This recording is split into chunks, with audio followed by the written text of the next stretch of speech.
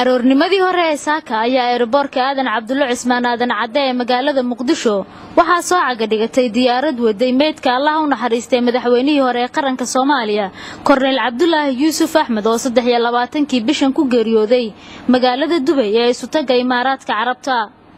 waxaana marxuumka diyaaradda ka soo dejiyay ciidamo ka tirsan kuwa xoogga dalka Soomaaliyeed oo si gaar ah loo tababaray iyadoona astaanta baroordiiqda ee heer qaran ay garaacayeen kooxda Baanbeydu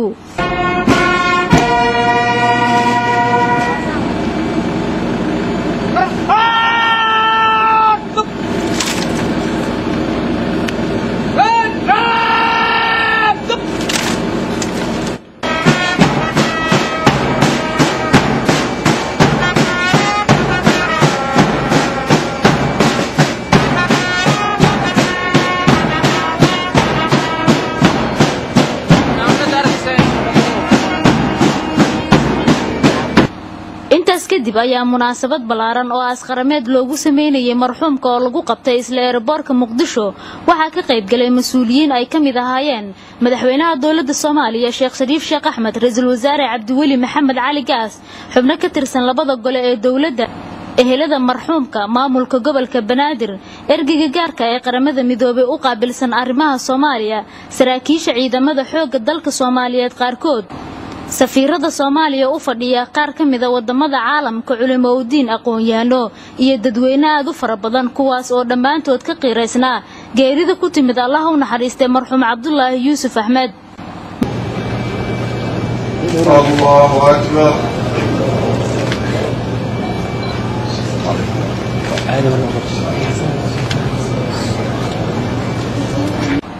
ra'iisul wasaaraha Soomaaliya Cabdiweli Maxamed Cali Gaas oo salaada kadib munaasabada khudbad ka jeediyay ayaa si kooban uga hadlay taariikhda Allah u naxariistay marxuum Cabdullaahi Yuusuf Axmed waxaana sidoo kale uu ra'iisul wasaaruhu sheegay in marxuumka lagu aasayo magaalada Gaalkacyo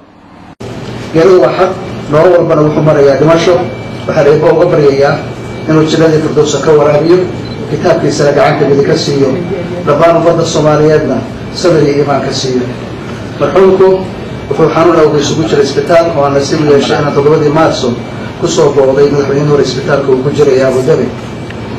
Cabdullaahi Yuusuf wuxuu ahaa wadan ku sifada jacayl waqtigiisa inta badan u huray ummadda Soomaaliyeed si dalku u heli lahaa dawlad waarta marxuumku wuxuu ahaa madaxweynaha ugu horeeyay dawladda federaalka meelgaarka ee la aasaasay Oktoobar 2004 kooxda madaxweyne Cabdullaahi Yuusuf saad u siintiin wuxuu ahaa Allah u naxariistay أساسي دولة بودلاند فرسالنا كاها بودها نبض كشفتا بودلاند وسيجارة روح حسوسا دورو مرحومكو تاريخي ساكت موسو كوبي كرلو بس يبناك وحائرو مرحومكو قريبو كشكالية هاتريس مرحومك إلهي أون حارستو وحان كلام نسيبو يا شيخ إنو نغري بطبيل الصومالي دي قري صبر له تاريخ دا ترمولات كيسا تاسو كريشكي تاريخي ترمود الصوماليات با مرحوم عبد الله يوسف أحمد waxaa loo badbin doonaa beedkiisa sida uu sheegay wasiirku magaalada Gaalkacyo gobolka Mudug ee Puntland halkaas oo lagu aasi doono isla maanta 25 Maarso 2012 insha Allah marka maamuuska qaran uu dhamaado waxaan hadal celinayaa guddigii taxsiilka qaran oo u suurtageliyay inuu noqdo in maanta aan isugu nimaadno munaasabadan lagu maamuusayo taxsiilka qaran ee madaxweyne Cabdullaahi Yuusuf sidoo kale waxaan u mahadcelinayaa ka soo qaybgalayaasha munaasabadan iyo dhammaan ciidamada ciidii gacan ka weyn ka geysatay munaasabadan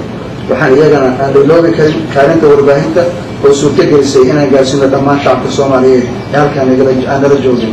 waxaan mar labaad Ilaahay uga baryaynaa inuu marxuum Cabdullaahi Yuusuf naxariista ee ka waraabiyo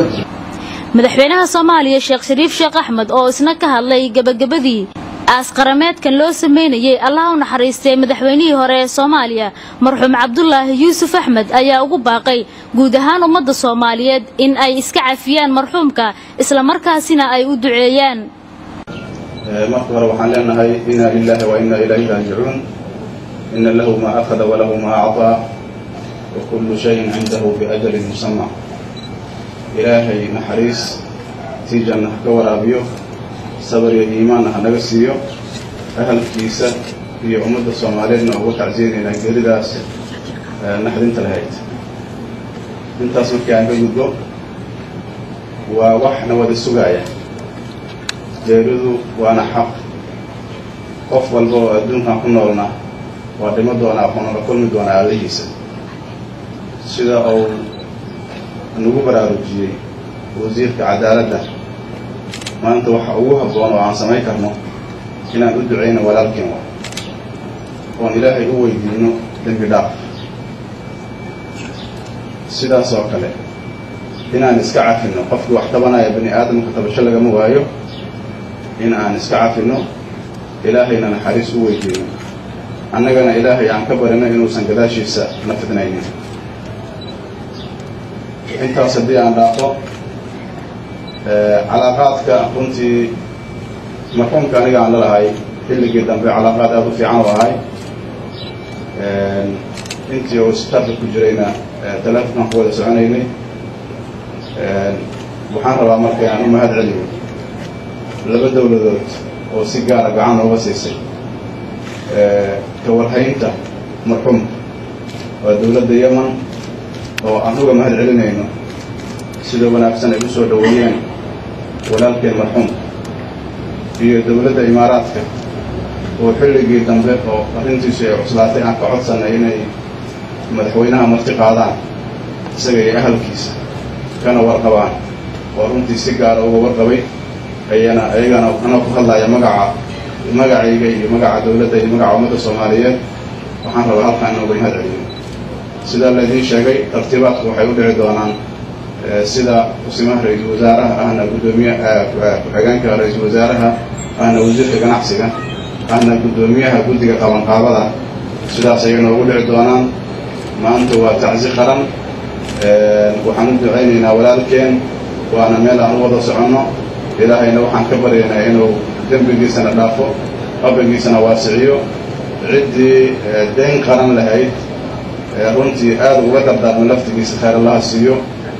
wixii malafaad hay wahayna waxaan rajaynaynaa qofaan wax lahayn inuu wax soo doonanin waan waajib dawladda saaran waxaan ballan qaadaynaa intii karaankeena inaan qayb ka qaadano deynta shakhsigaana wixii nagala maari waayadana insha Allah diyaaranahay aqulu qawli hada wa astaghfirullah li wa lakum assalamu alaykum wa rahmatullahi wa barakatuh